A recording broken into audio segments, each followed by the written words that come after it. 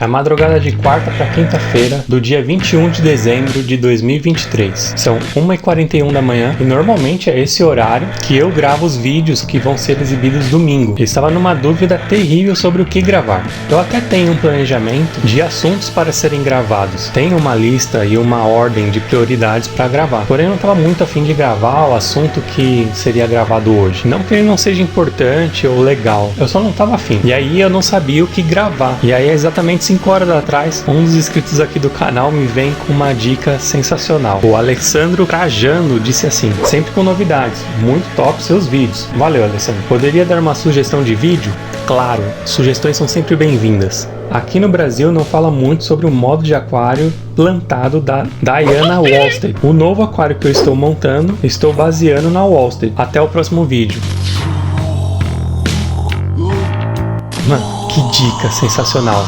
Muito obrigado, Alexandre. Cara, muito obrigado. Você salvou a minha noite de gravação aqui. Porque eu não estava muito afim de gravar o que eu tinha planejado e você veio com essa dica sensacional. Uma dica maravilhosa. Então hoje vamos falar de plantados e de plantados Diana Wallstead. Fala, povo!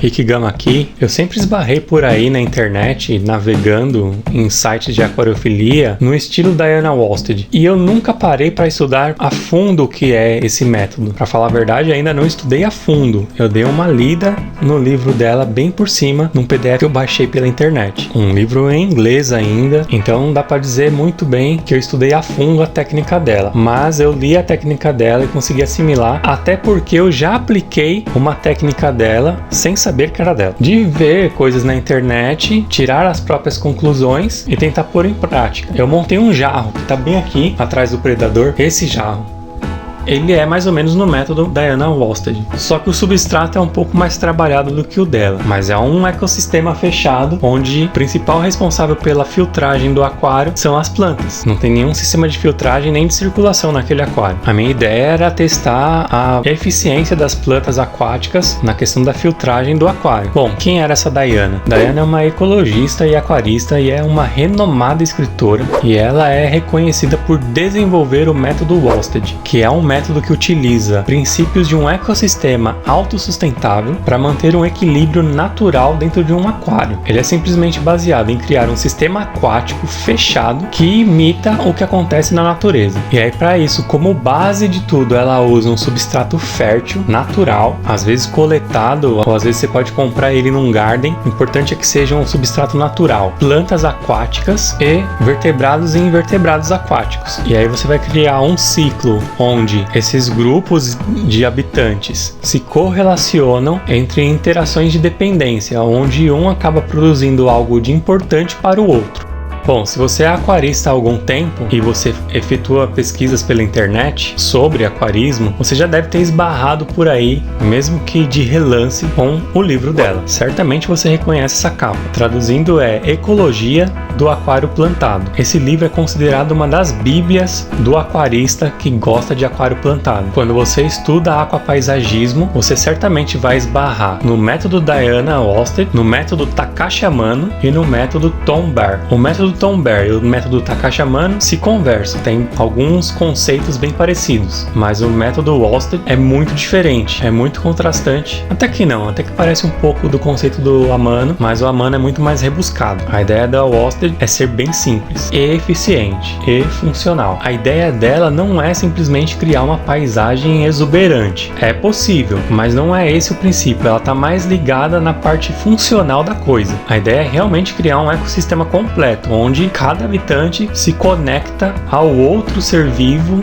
de forma que todos se beneficiam da presença um do outro, seja em caráter químico ou biológico, sendo que a fauna vai alimentar as plantas, ao invés desse papel ser exclusivamente do aquarista. Então a ideia é que os fertilizantes não tenham tanta importância nesse tipo de aquário, assim como a injeção de gás carbônico. Tudo isso vai ocorrer dentro do aquário de uma forma natural. Quem vai prover esses elementos para as plantas são os habitantes, são a fauna. Isso através dos dejetos, das sobras, da própria respiração dos peixes. Tudo que um vertebrado ou invertebrado produzir como resultado da sua digestão ou da sua respiração vai servir de alimento para as plantas. Resumidamente, é um ambiente onde plantas e peixes contrabalanceiam as necessidades um do outro. Basicamente, as plantas são as purificadoras da água no lugar de utilizar um filtro. E aí, nesse sistema, ao invés de existir a conversão de amônia em nitratos, as plantas vão converter a amônia diretamente em massa vegetal. A amônia vai ser um alimento importante para a construção celular das plantas.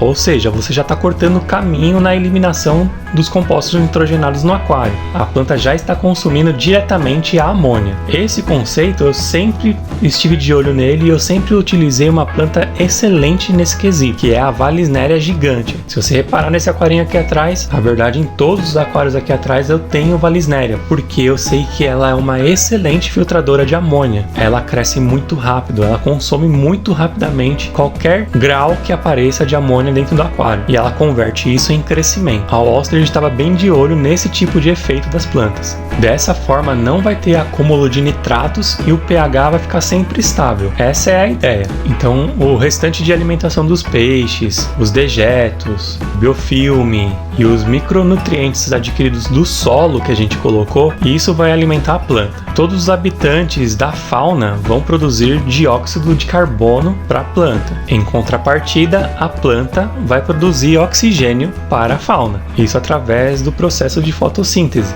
E aí, falando de fotossíntese, a gente entra num fator muito importante para que a fotossíntese aconteça corretamente. Então aí eu vejo um ponto de necessidade em um investimento um pouco mais elaborado, mais estudado, que tenha um pouco mais de dedicação, porque aí você vai precisar de uma iluminação adequada. Aí, amigo, não é qualquer iluminação que vai tocar isso do jeito que tem que ser tocado, porque a fotossíntese tem que acontecer da forma correta. Então a iluminação adequada para isso é essencial. No método da Ostrich, ela utiliza uma iluminação artificial, mas em conjunto ela usa a iluminação do sol. Eu acredito que você possa fazer dessa forma também. A iluminação que ela usa do sol é simplesmente colocar o aquário perto de uma janela que receba alguma iluminação vinda do sol de forma direta em algum momento do dia. Mas isso foi em 1999 quando ela lançou o livro. Hoje em dia a gente tem luminárias mais específicas para aquário plantado. Então eu acredito que essa parte, se você tiver uma grana para um investimento legal na iluminação, adquira uma luminária que vai conseguir suprir todas as necessidades das plantas que precisam de uma fotossíntese e de um metabolismo um pouco mais rápido. Do contrário, mete o aquário na janela e seja feliz, irmão.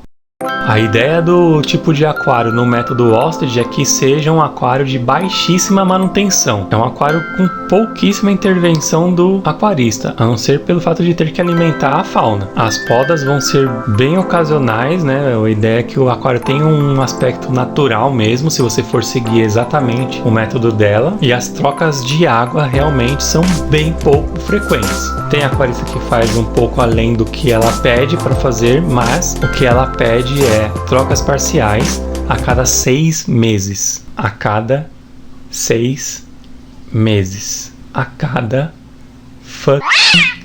6 months. Então bora, papel e caneta na mão para anotar a receita da Diana Worsted. Num aquário previamente untado, não, brincadeira, por um recipiente que você vai querer formar o aquário, pode ser um aquário, e aí você vai colocar em média de 2 a 4 centímetros de terra vegetal não adubada, beleza? Não adubada, terra vegetal, onde você vai previamente limpar ali os detritos que possam ter na terra, seja pedriscos, galhos, folhas, esse tipo de coisa você vai retirar e vai deixar somente terra vegetal. E em cima disso, mais cerca de 2 a 4 centímetros de areia. Quanto mais fina, melhor. Abre um parênteses aqui. A terra aqui em questão, ela pode ser inclusive coletada da natureza se você tiver essa possibilidade. Seja do seu jardim, seja de um leito próximo a uma mata, próximo a um riacho, a um curso d'água. Você pode coletar a terra desses lugares, desde que você tenha certeza que não tenha nenhum contaminante presente por ali. Aí é legal você fazer um teste, seja na terra vegetal que você está usando, seja na terra coletada da natureza. É interessante você fazer um teste de pH nessa terra, ver qual que é a influência que essa terra que você está utilizando tem em relação ao pH. Aí é legal você colocar um pouco dessa terra num copo, num potinho que seja, colocar bem gentilmente água para que não faça uma lamaceira lascada, porque você vai precisar ter transparência da água para fazer um teste colorimétrico de pH. Espere a terra agir por um dia ou dois nessa água e aí você vai efetuar um teste de pH nela. Se você identificar que essa terra está acidificando demais, abre mais um parênteses aqui, é interessante você medir o pH original da água antes de iniciar o teste. E aí sim, depois de uns 2 dias dessa água em contato com essa terra, faça um teste de pH nessa água e veja se essa terra tem influência de alguma forma a abaixar o pH da água. Se isso ocorrer, aí é interessante você aplicar alguns corretivos nessa terra. O que é recomendado é concha moída ou aragonito, uma proporção bem pequena, somente para ter um efeito corretivo no pH. Você não vai utilizar nenhum tipo de fertilizante ou adubo nessa terra, ok? Então nada de esterco, nada de turfa, nenhum fertilizante, somente a terra vegetal mesmo, porque a terra vegetal ela já tem os micronutrientes que são necessários para o sistema radicular das plantas. O que você pode adicionar nessa terra, se for o caso, se você acha que tem alguma planta um pouco mais exigente, é alguma matéria orgânica decomposta. A melhor seria humus. Então você vai colocar essa terra vegetal adubada com humus, se for o caso, e aplicada a correção de conchas moídas para equilibrar o pH, se for o caso também, e em cima dessa mistura você vai aplicar a camada de areia. Após isso você vai verter a água de forma bem gentil e delicada para você não perturbar o solo. Vai com calma. O ideal é colocar um prato ou até mesmo um plástico cobrindo todo o substrato para que você consiga colocar a água sem revirar tudo. E aí, meu amigo, vai acontecer o processo de ciclagem. A ideia é esperar um efeito chamado lixiviação. Ela deixa um ponto importante de indicação no livro, que é, se você for usar um solo que foi previamente embalado, que você comprou num garden, é legal antes de fazer esse processo você separar bastante ele numa área bem arejada para que esse solo libere a amônia que já existe nele para a atmosfera. Isso é para facilitar o processo de ciclagem mais na frente. Ela indica utilizar todo tipo de planta que você conseguir. Lógico que sejam plantas que tenham vida aquática de alguma forma, seja palustre, seja flutuante, seja de sistema radicular. Use plantas diversas. E aí, para você povoar esse aquário, lentamente você vem colocando os habitantes. Então você coloca um pouco de peixe, coloca uma pequena parcela da população desejada no final. Então você vai dividir isso em 3 ou 4 remessas. Não povoa o aquário todo de uma vez, porque é um sistema muito delicado, onde a correlação entre os habitantes desse sistema precisa de um tempo para ser estabelecida. Então, conforme você alimenta esses habitantes, eles vão produzir os compostos desejados para a alimentação das plantas. As plantas vão se alimentar e devolver oxigênio e filtragem desses elementos em troca. Todo esse equilíbrio é muito delicado. Então, se você povoar todo de uma vez esse aquário, pode ser que a população vai produzir muito mais amônia do que as plantas conseguem capturar. E aí você vai intoxicar os peixes. Não é essa a ideia. Então, devagar você vai acrescentando a população para que ela produza uma quantidade de amônia a qual as plantas consigam consumir rapidamente. E aí as plantas vão demonstrar isso através do seu crescimento, que vai ser razoavelmente rápido. E aí, observando esse crescimento e as interações, você vai identificando a possibilidade de trazer mais populações de acordo com o passar do tempo, e você vê que o aquário vai ficando estabilizado. É importante em todo esse processo você efetuar testes rotineiros de amônia para ver se a produção não está sendo mais do que as plantas conseguem consumir. E aí, se for o caso, você faça correções como colocar mais plantas, ou plantas mais vorazes, mais eficientes. A Vallisneria ali, cara, ela é terrível, ela cresce muito rápido, ela consome muito, por isso que eu adoro essa planta. Todos os meus aquários eu uso Vallisneria como parte fundamental do controle da amônia. A Dayana, ela prefere utilizar uma mistura de radiação solar com a iluminação artificial por lâmpada. No livro dela tá em galão, mas eu converti aqui. A proporção que ela usa de watt por litro seria de 1 a 2 watts para cada 3,8 litros de água, que seria um galão. Então, na hora de adquirir a luminária, pense nessa conta. 1 a 2 watts para cada 3,8 litros de água. Mas isso é lá em 99, onde lâmpadas compactas eram comuns e fáceis de achar em lojas de aquarismo. Hoje em dia a gente só acha LED. Então procure utilizar luminárias LED específicas para plantados. O interessante é que as luminárias de hoje certamente vão eliminar a necessidade de você utilizar a luz solar. E finalizando essa parte da iluminação, é importante você ficar atento ao fotoperíodo, não exagera. Lembra que é um ecossistema que depende de um equilíbrio muito delicado. O ideal é você usar um timer para controlar o fotoperíodo desse sistema, para não correr o risco de exceder muito as horas de iluminação e nem o risco de não ter a iluminação no tempo correto. Ela recomenda de 10 a 14 horas por dia de iluminação. Em relação à filtragem, no livro de 99, ela determina que a única coisa que você precisa num aquário como esse é movimentação da água. Porém, nos aquários atuais da Diana, ela usa algum tipo de filtragem sim, mas basicamente uma filtragem mecânica. Então eu acredito que um filtro interno, que normalmente eu não recomendo como filtro principal de um aquário, nesse caso, o método Wallstedt, ele vai funcionar como um filtro bom para esse tipo de aquário. Ele vai promover a movimentação e vai fazer a filtragem mecânica, que é basicamente recolher detritos da água, o que você teria que fazer sinfonando o aquário eventualmente na troca parcial. Então você já tem um filtro coletando esses detritos, vai facilitar bastante o seu trabalho. Eu já vi gente montando um ecossistema como esse. Se você der uma passeada aí pelo YouTube, você vai ver uma galera utilizando esse método da Diana Wallstedt e não tendo nenhum tipo de bomba nem filtragem dentro do aquário. São os famosos aquários no-tech, sem nenhum tipo de tecnologia a não ser a iluminação. Em relação à fertilização, o livro dela diz o seguinte receita: alimente a fauna generosamente. Simplesmente isso. Você vai alimentar os peixes bem, e aí em troca os peixes vão alimentar as suas plantas, que em troca vai prover oxigênio e filtração do ambiente para os peixes. Não é sensacional? Trocas parciais. O recomendado é que seja feita a cada 6 meses 50% da água. Troca parcial de 50% a cada 6 meses. Olha essa manutenção, se não é uma manutenção dos sonhos. A oxigenação vai ser promovida pelas plantas, mas ela alerta que, como é um sistema muito delicado, de um equilíbrio muito fino, caso você repare que os peixes têm um movimento ofegante nas primeiras horas do dia, é legal você suprir a necessidade de oxigenação com algum areador. Mas com o tempo do aquário se desenvolvendo, essa necessidade vai ficando cada vez menor. Então é basicamente no início do tempo de vida desse aquário, é legal você ficar de olho nos níveis de amônia e de nitratos e na taxa de oxigenação também. Aí é questão de observar o peixe ou fazer um teste de oxigênio também, existe. Mas o conceito é que a necessidade de intervenção desse tipo seja cada vez menor conforme o aquário vai se desenvolvendo e o equilíbrio vai se fortalecendo. Ela ainda recomenda que você insira dentro desse sistema alguns caracóis, alguns caramujos que vão ajudar na limpeza das plantas.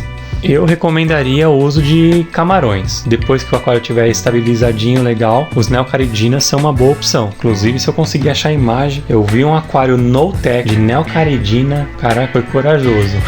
Sensacional. Não, acho que o aquário no-tech de neocaridina mais famoso que eu conheço realmente. Tem um que o cara o aquário ficou vivo por muitos anos com neocaridina, e além dele ser um aquário no-tech com raízes bem fundamentadas no método Wallstedt, ele também fazia alimentação natural nesse aquário. Ele só fornecia alimentos naturais para os habitantes desse aquário. Cara, sensacional o aquário desse cara.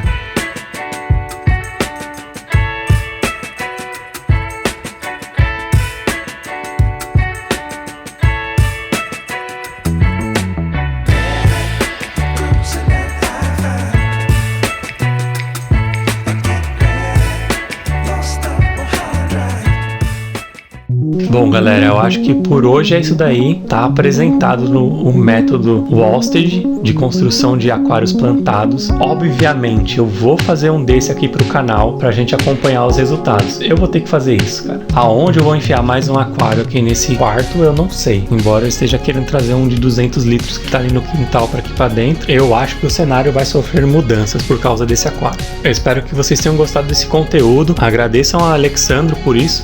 E assim como ele, faça você também. Deixe nos comentários sugestões de assuntos, de vídeos aqui pro canal. Eu leio todos os comentários, tento responder todos os comentários que vocês deixam aqui pra mim, e todos os comentários que vocês deixam aqui pra mim são muito importantes pra mim, de verdade. Eu recebo bastantes elogios aqui no canal, né, pelo trabalho que está sendo desenvolvido, e isso é fundamental para motivação para eu continuar fazendo. Agora são exatamente 2h48 da manhã. Eu ainda vou finalizar a gravação, passar os arquivos pro computador, tanto da câmera como da gravação do áudio que tá aqui do meu lado. Aliás, qualquer dia eu mostro para vocês como eu faço as gravações aqui no meu quarto estúdio, e aí eu vou dormir lá pelas 4 horas da manhã ainda. Eu tenho que fazer algumas coisas ali na máquina de edição, correr, cara, porque eu tô investindo bastante tempo nisso. Eu espero que dê certo, eu espero que o canal cresça de alguma forma e que eu consiga trazer cada vez mais conteúdos mais legais para vocês de forma mais prática possível. Então, assim, se você não é inscrito, cara, não custa nada, se inscreve aí, se inscreve, me ajuda para que esse trabalho comece a valer mais a pena, legal? Apesar dos comentários de vocês